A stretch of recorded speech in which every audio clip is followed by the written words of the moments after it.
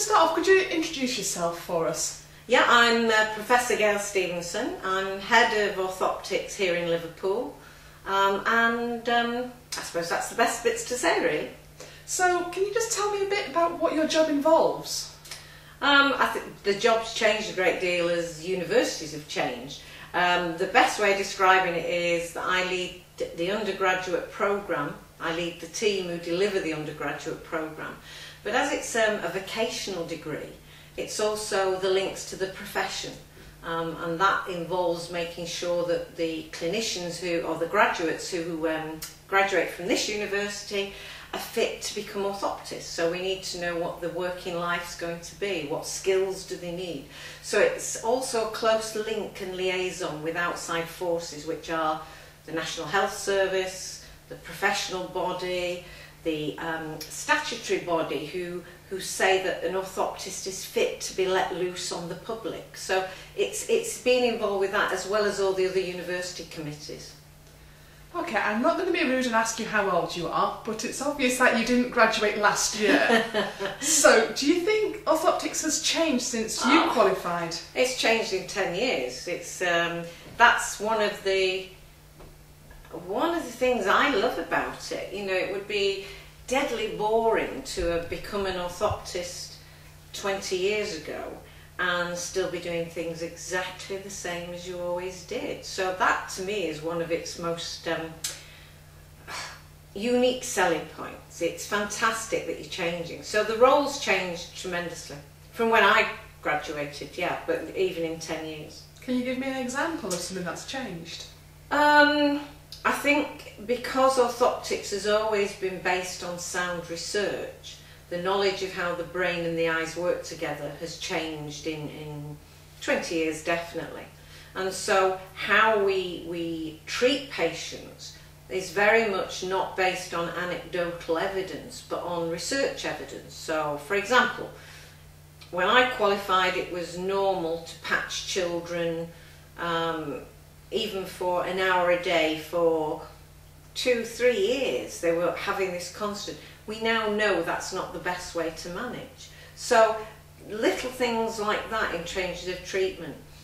Also in terms of the work we do, we used to be purely involved in children who had strabismus where one eye turned, and those adult patients who'd had trauma to stop the two eyes working together. Orthoptists now are involved in glaucoma work, they're involved in cataract, they're involved in visual field, in head trauma who may not have double vision, which would have been the typical one. So our role's extended in the NHS too. So those aspects, both changes in our knowledge and the broadening of our role, have changed what we do. So you say the role in the NHS has changed. What are the career opportunities for an orthoptist? If I say it depends on the orthoptist, does that sound like I'm just refusing to answer the question? Because I think it very much does depend on the graduate. One of the skills we give the graduates, I believe, is a knowledge of their potential as well as this bag of tricks that makes them an orthoptist. Now, if they want to sit and do the minimal, then their career opportunities will be very restricted. If they want to use this wonderful bag of skills, then they can go on to become even to a consultant orthoptist. You know, there are 5 consultant orthoptists in the country, 3 of them are Liverpool graduates, and they've gone right through to be that consultant level. Orthoptists can specialise in neuro clinics. Orthoptists can specialise in paediatric clinics where they're seeing some of the more complicated syndromes. And orthoptists can go into management. You know, that is a very definite. Recently, the Royal College of Surgeons has agreed that orthoptists at a high band level, so more senior orthoptists, can assist in theatre. You know, and that again is another development. So, I say it depends on the orthoptist. You know, within eye care, there's a wide range of possibilities. Okay, that's great. You've mentioned lots of different things that you can do as an orthoptist. Do you have one that's particularly favourite for you? Ooh. I don't know, because I find all orthoptics a bit like the biggest game of Cluedo that you'll ever play, because you cannot predict by one test what a patient has. It's this putting it all together, it's doing investigations, and the same would apply to the little 4-year-old who comes in with his mum notices his eye turn, as the guy who's been in a road traffic accident, who as the man who's got multiple sclerosis. You know, it's the same principle. You have to do a lot of tests, add it together to come to that conclusion, which means no two patients are ever the same. So I would say my favourite bit is being an orthoptist in a clinic, and that would be my favourite part. So you're talking about patients there. Have you got one that particularly stands out in your memory that you made a difference in, or you particularly remember that patient for a reason? As you implied, it's been a lot of years to have a memory of one patient. One who does, you could say we didn't cure him because he had an incurable problem. But there was a gentleman who had a condition called progressive supranuclear palsy, which means over time the eyes no longer move. They're fixed and you can't look down, look up, whatever. Unfortunately, as I say, it becomes progressive and they suffer from respiratory problems in the end, and that it is a life-threatening condition.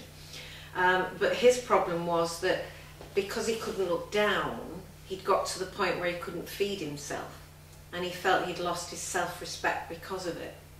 Because we have a knowledge of the way light can be moved or directed, by using prisms, I was able to direct the light being reflected off his plate to a higher level. So although the plate was still there, he was able to see his food and continue to eat. And he did for another 18 months, and when he died, his wife wrote and said that that had totally changed his life, because he no longer felt that he had to be fed, washed. And I think that's part of it as well. It's not only the ones where you cure something, but if you can say you've improved the quality of someone's life. And there'll be many others who I could think of, but he comes to mind at this minute. That's fantastic. So if you had your time again, would you still choose orthoptics? Yeah, and I know you could say, well, you're bound to say that, but I definitely would.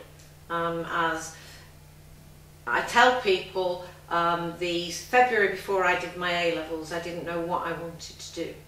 I didn't want to, I didn't do the right A-levels to go to do medicine. Didn't want to teach, which the students might find funny now, but I didn't want to teach. Didn't want to be a nurse, and I didn't know what I wanted to do. And in a Penguin Careers book, I had tonsillitis, was sent home from school, friend gave me the Penguin Book of Careers. That side of the page, at the bottom, 4 lines, orthoptist. I can't remember what appealed, but I looked to see where you could study orthoptics. Manchester Eye Hospital did. I lived in Salford, and so I contacted them and they said, why don't you come in and have a look? And by lunchtime I'd found what I wanted to do. You know, it's every patient's different. There isn't a checklist where you say it's that, and that, therefore it's that. It's more a case of you thinking what's the best test to do to get the most from this, and then pulling it together, and then using your knowledge to decide on the management, but also what's best for that patient. So it's pulling so much, you know. I could go into work having had, when I worked at the eye hospital, I could have had a big upset, really very upset with life. But when you get there, you've got to concentrate on the patient and get everything you can out of them. And you couldn't really think about the terrible things going on in your life until the end of the afternoon, because the day had just gone.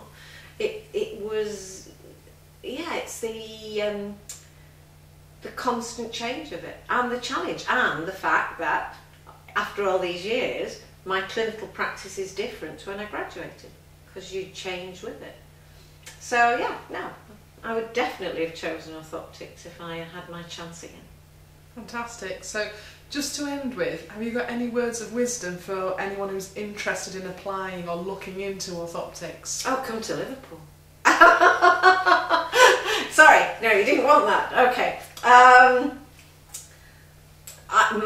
The definite one is to go to a clinic, because what you do need to do, and it's whether you're going to do orthoptics or whatever, you've got to look at the career and say, could I do that 9 to 5? Because with vocational degrees, you need to want the end result. It's hard work, and you need to know what the end result's going to be. So you need to go and look at a clinic, or if you're looking at other hospital-based careers, go and watch someone who's got the job and see if you could do that 9 to 5.